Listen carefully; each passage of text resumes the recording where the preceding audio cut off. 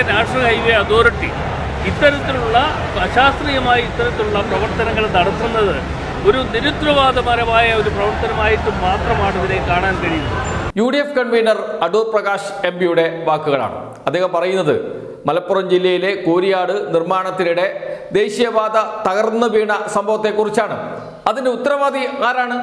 അദ്ദേഹം ഉറപ്പിച്ചു പറയുന്നു, കേന്ദ്ര സർക്കാരാണ്, ദേശീയപാത അതോറിറ്റിയാണ്. ദേശീയപാത അതോറിറ്റിയാണ് ടെൻഡർ വിളിക്കുന്നത്, റോഡ് രൂപകൽപ്പന ചെയ്യുന്നത്, എങ്ങനെയാണ് റോഡ് നിർമ്മിക്കേണ്ടത് എന്ന് തീരുമാനിക്കുന്നത്. അതെല്ലാം ദേശീയപാത അതോറിറ്റിയുടെ ഉത്തരവാദിത്വമാണ്.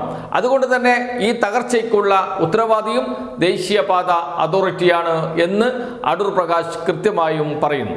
അതോടൊപ്പം സംസ്ഥാന സർക്കാർ ഉത്തരവാദിത്വമില്ലേ? ഉണ്ട്. അതെന്താണ് എന്നുകൂടി അടൂർ പ്രകാശ് വിശദീകരിക്കുന്നുണ്ട്. അതും കൂടി കേൾക്കാം. കേന്ദ്ര ഗവൺമെൻറ്റിൻ്റെ മാനദണ്ഡം അനുസരിച്ചാണ് റോഡ് നിർമ്മാണം. എന്നാൽ അതിൻ്റെ മുകളിൽ പല നിലയിലും സംസ്ഥാന ഗവൺമെൻറ്റിന് അധികാരമുണ്ട്. അപ്പോൾ അതുകൊണ്ട് അതൊക്കെ കോർഡിനേറ്റ് ചെയ്ത് വിഷയത്തിന് പരിഹാരം ഉണ്ടാക്കേണ്ടത് ആദ്യം മുൻകൈ എടുക്കേണ്ടത് സ്റ്റേറ്റ് ഗവൺമെൻറ്റാണ്. അടൂർ പ്രകാശ് MP പറഞ്ഞത് പൂർണ്ണമായും ശരിയാണ്. എന്താണ് സംസ്ഥാന സർക്കാരിൻ്റെ ഉത്തരവാദിത്വം? നിർമ്മാണം ഏകോപിപ്പിക്കുക. എന്തെങ്കിലും പ്രാദേശികമായ തടസ്സങ്ങളുണ്ടെങ്കിൽ അത് പരിഹരിക്കുക. നിർമ്മാണ പ്രവർത്തനങ്ങൾ ക്രോഡീകരിച്ച് മുന്നോട്ട് കൊണ്ടുപോകുക.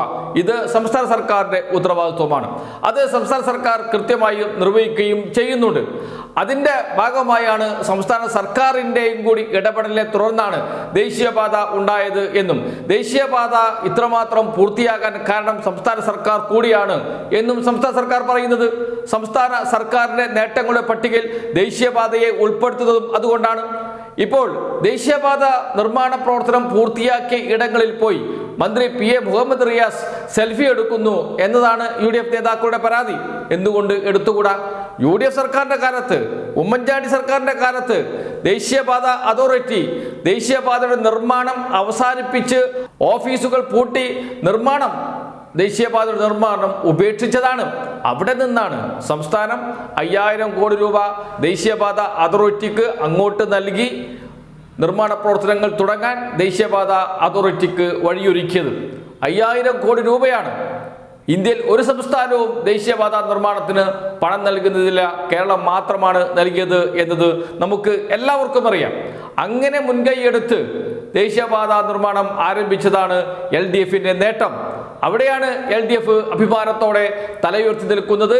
LDF സർക്കാർ ഇല്ലായിരുന്നുവെങ്കിൽ ദേശീയപാത ഉണ്ടാകില്ല എന്നും അത് ഭാവിയിലും കേരളത്തിലെ വികസനത്തിന് LDF സർക്കാർ തന്നെ വേണം എന്ന് ഉറപ്പിച്ചു പറയാൻ ദേശീയപാതയും ഉദാഹരിക്കുന്നു എന്ന് മാത്രം. അതിൽ എന്താണ് ഇത്ര അസൂയ? കാരണം UDF-ന് മുന്നിൽ 2 വഴികളാണുള്ളത്.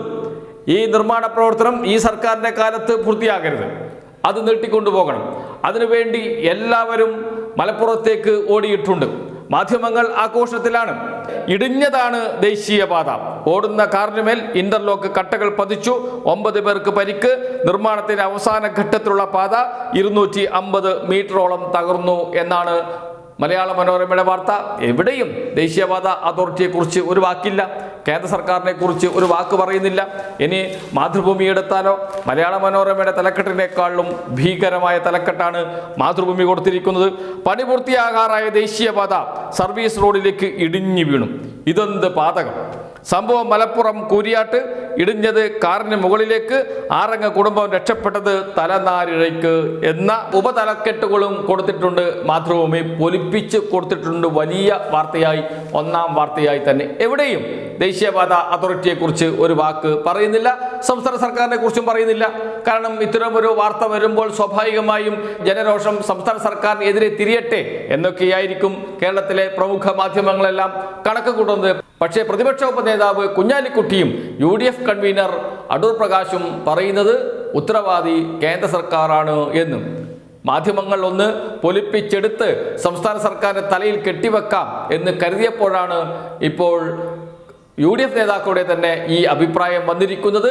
അവിടെയും കാലിടറി വീണു UDF നേതാക്കളും. കാരണം സത്യം പറയാതിരിക്കാൻ കഴിയില്ല. സത്യം മാധ്യമങ്ങൾ ചോദിക്കുമ്പോൾ പറയാതിരിക്കാൻ കഴിയില്ല. അങ്ങനെയാണ് അടൂർ പ്രകാശും കുഞ്ഞാലിക്കുട്ടിയും സത്യം പറഞ്ഞിരിക്കുന്നത്. പക്ഷെ എന്തൊക്കെയോ കണക്ക് കൂട്ടിയിരുന്നു, മനസ്സിൽ ലഡു പൊട്ടിയിരുന്നു കോൺഗ്രസ് നേതാക്കൾക്കും മാധ്യമങ്ങൾക്കും ഒക്കെ. പക്ഷേ എല്ലാം അവിടെ തന്നെ തകർന്നു വീണു.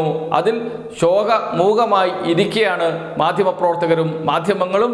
ഒരു കൂട്ടം UDF നേതാക്കളും.